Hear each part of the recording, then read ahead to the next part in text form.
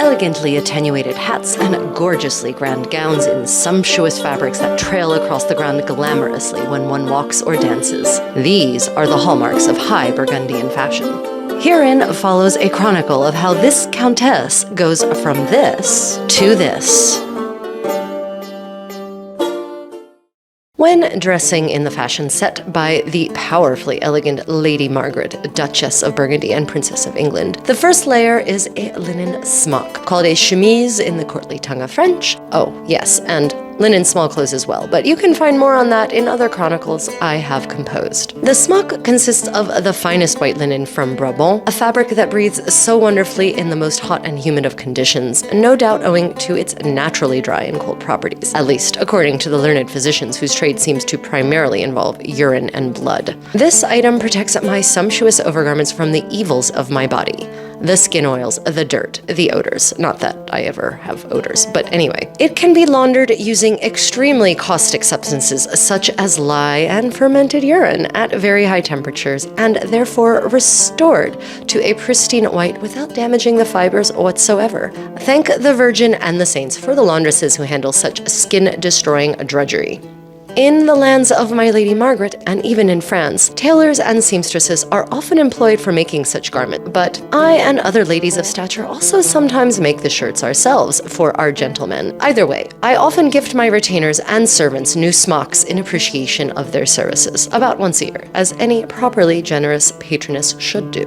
Some ladies have their smocks sewn with linen thread, but all of my smocks are assembled, of course, using fine, strong white silk thread, spun by the most skilled spinsters in the Paris Guild of Silk Workers. Well, I mean, we cannot expect everything to be made in Bruges or Ghent after all. Next come my stockings. These ones are made of black linen in submission to the heat and humidity of this particular clime, and cut on the bias for calf-hugging stretch and mobility. They are held up by garters, which consist of yellow silk tablet woven bands and cast silver buckles. The silk bands, too, are produced by women members of the Silk Workers Guild, meeting the stringent requirements of that somewhat tyrannical body. These garters are particularly loved and could probably use replacing. And the stockings will probably soon need to be repaired. My delicate comital feet seem to eat through them after just 3 or 4 wearings and a dance or 20. One of Madame la Duchesse's English ladies told me a scintillating and salacious story about garters, actually,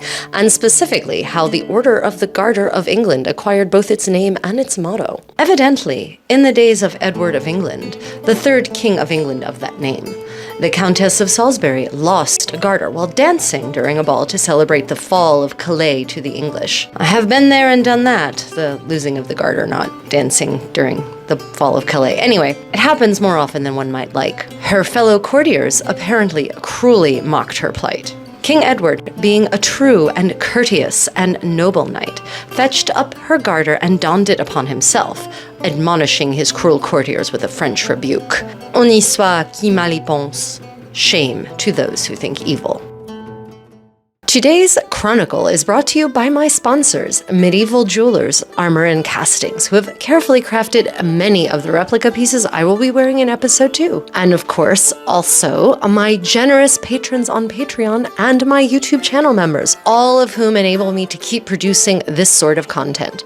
If you would like to support my work, consider becoming a patron or a channel member and benefit from perks such as discounts on creative Contessa events, classes, and tutorials, as well as access to premium content such as full-hour lessons and uncut footage. Well, back to getting dressed.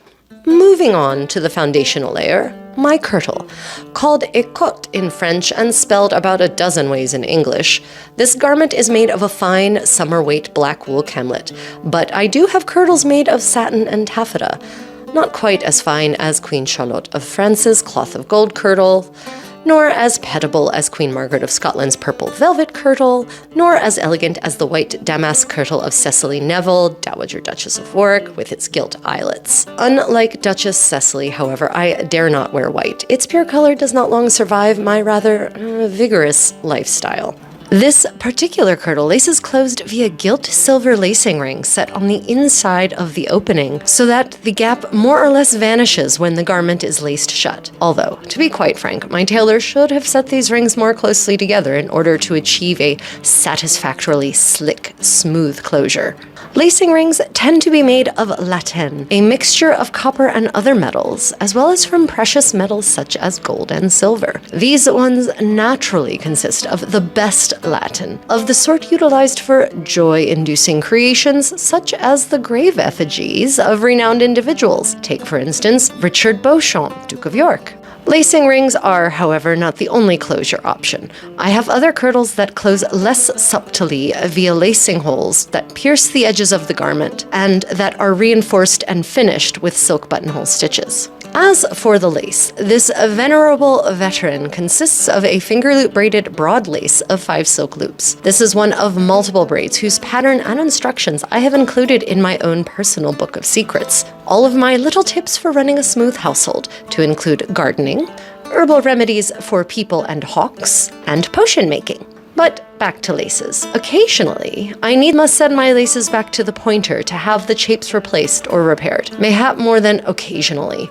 Look, I think we've already discussed how hard I am on my clothing. As many ladies of stature, such as Scotland's Queen Margaret, this kirtle is lined from the hips up to lend extra strength and support to the tightest parts of the garment. Of course, we ladies are rarely seen in this layer by anyone but the most intimate members of our households. The few actual cases I can recall of women exposing themselves in naught but their kirtles involve women who were facing execution, such as the ill-used Maid of Orleans, or ladies who had fled their homes precipitously upon invasion by rapscallions. In fact, in one such case of which I've heard tell, one Dame Margaret Paston, the lady drew up an inventory of all the items that had been sacked or destroyed following her hasty flight, so that she might obtain restitution from the men who had committed the assault upon her property and person. Men may use violence to wreak vengeance, but ladies are adept at using the law to obtain their just desert. And at using other men to wreak violent vengeance, I suppose, when provoked excessively. Anyway, back to kirtles. Some of my servants are actually paid in kirtles, meaning that either I commission said kirtles from my household tailor, made of wool, of course, or give them an allotment of appropriate wool to make or have made their own. Well, all laced up, it's time to pin on the stomacher, a piece of fabric, in this case fine black broadcloth, that hides the laces of my kirtle. I've recently heard tell that Lady Margaret, Queen of Scots, possesses elegant stomachers made of satin and velvet, some of which are lined in ermine to project her royal status as a queen and a princess, but also no doubt to ward off the cold and hostile climate of Scotland in winter.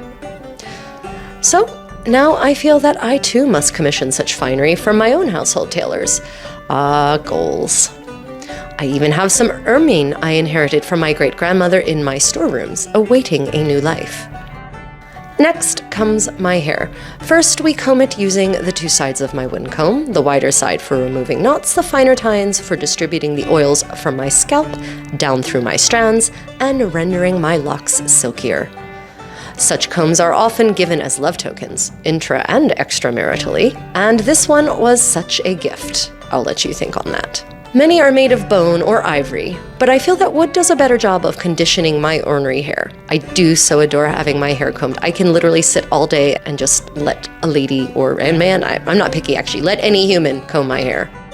All knots ostensibly having been banished by committal decree and elbow grease, Lady Eleanor then scrapes my hair into a ponytail, which she then secures with a very long silk ribbon, which is divided in half, circling the base of the ponytail several times. She threads one half of the ribbon through a bodkin, basically a very large needle with a very large eye, takes half of my hair and twists it, and then essentially uses the ribbon to whip stitch the twisted piece into a coil at the point of my scalp. She then repeats this process with the other half in the other direction. I know many ladies like to pin their hair into a nice bun, but because my hair is not particularly thick, I prefer the Florentine method of taping my hair up for the sake of security. The hairpins that most ladies have are intended for locks more luxurious than mine, and so they do not hold well in my hair. This technique creates a coiffure so stable that one can wear it for over 2 weeks and it will remain well kempt. Not that I've personally ever experienced the privations of having to keep my hair in one coiffure for such a period of time. Perish the thought. Now, it should be noted that I have yet to see another lady in Duchess Margaret's train coif her hair in this fashion, or any lady north of the Alps for that matter. On the other hand, I haven't exactly gone around knocking off every lady's hood and headdress to see what exactly lies beneath, so who knows? In the next chapter of this chronicle, we shall proceed to the outer layers of the ensemble, the public layers, bringing the sartorial dance to its conclusion. Do you often dress in just your kirtle or doublet, dear reader? Do leave me a note below. Otherwise, pray hold for your moment of feline felicity. Really? Well, come on. Come on. Come on. What are you doing? Timmy. Timmy. Psst, psst, psst. Timmy, come on. Here we go. You always go in face first. Meow, meow.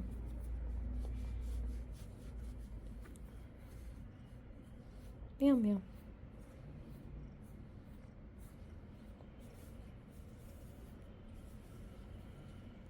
Who's a happy kitty? Yeah.